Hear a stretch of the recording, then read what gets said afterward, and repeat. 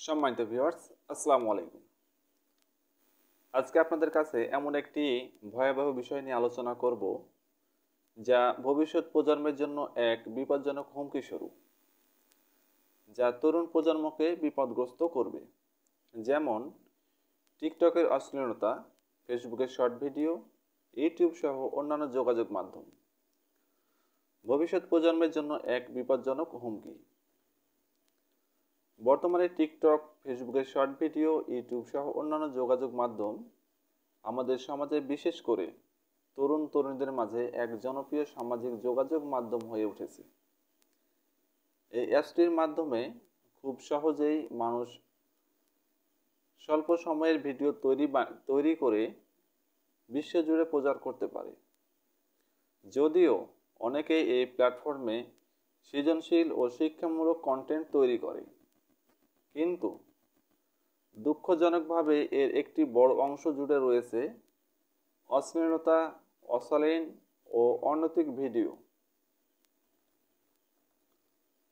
অল্প বয়সী কিশোর কিশোরীরা যখন নিয়মিত এমন ভিডিও দেখে, তখন তারা সহজেই প্রভাবিত হয় এবং অল্প সময়ে নৈতিকতার জগৎ থেকে বিচ্যুত হয়ে পড়ে। তারা মনে করতে শুরু করে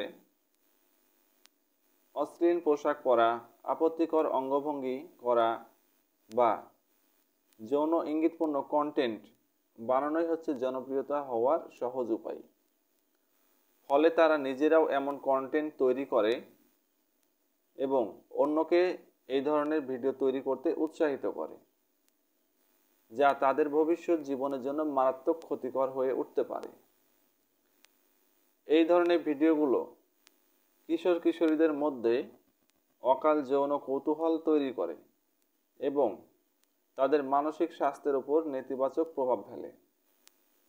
ধীরে ধীরে তারা পড়ালেখা, পারিবারিক সময় ও সামাজিক দায়িত্ব থেকে বিচ্ছিন্ন হয়ে পড়ে।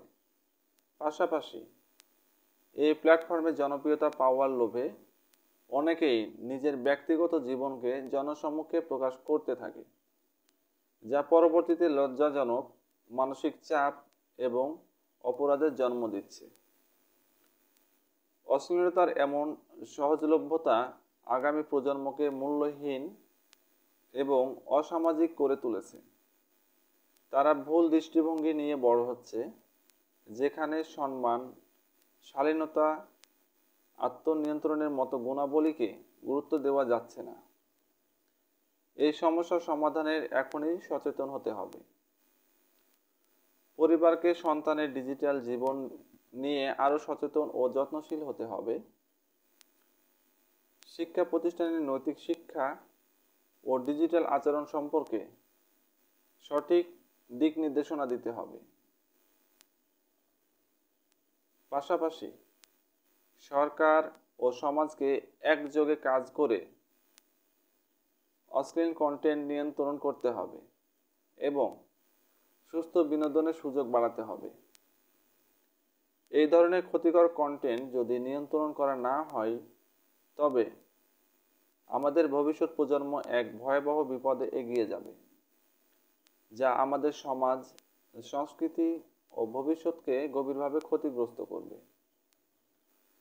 সকলের কাছে রিকোয়েস্ট থাকবে, আমরা যদি এখন এই বিষয়টি নিয়ে সচেতন না হই, তাহলে আমাদের আগামী প্রজন্ম পশ্চিমা বিশ্বের মতো হতে চলেছে, যেখানে একজন মেয়ে আরেকজন মেয়েকে বিবাহ করবে, একজন ছেলে আরেকজন ছেলেকে বিবাহ বন্ধনে আবদ্ধ হবে, পরকীয়া বেড়ে যাবে।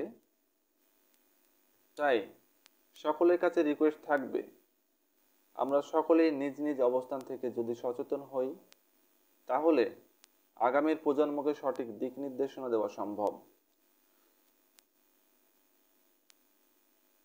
সকলের কাছে রিকোয়েস্ট থাকবে, যদি ভিডিওটি ভালো লাগে তাহলে অবশ্যই ভিডিওটি লাইক করবেন। যদি কোনো পরামর্শ থাকে অবশ্যই কমেন্ট বক্সে জানিয়ে যাবেন এবং চ্যানেলটি সাবস্ক্রাইব করবেন। ভিডিওটি সম্পূর্ণ দেখার জন্য আপনাকে অসংখ্য ধন্যবাদ।